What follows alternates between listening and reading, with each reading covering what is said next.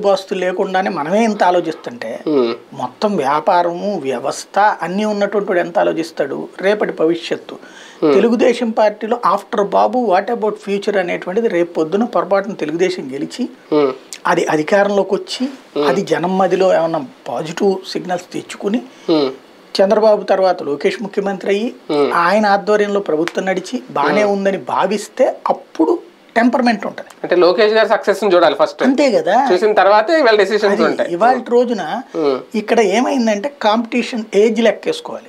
చంద్రబాబు నాయుడు వయసుకి జగన్మోహన్ రెడ్డి వయసుకి చూసుకుంటే అసలు హస్తం శశాంకం తేడా.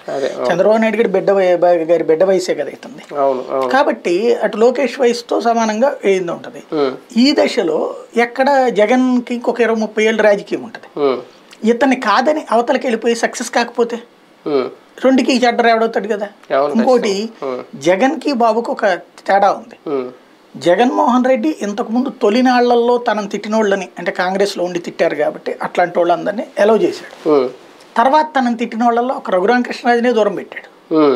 అది కూడా గత్యంతరం లేక వాళ్ళు ఐపాక్ వాళ్ళ సర్వే కారణంగా ఇచ్చాడు. అతన్నే దూరం పెట్టినప్పుడు మిగతా వాళ్ళు తిట్టిన వాళ్ళని ఇప్పుడు 23 మంది కిందసారి తిట్టి వెళ్ళారు. వాళ్ళ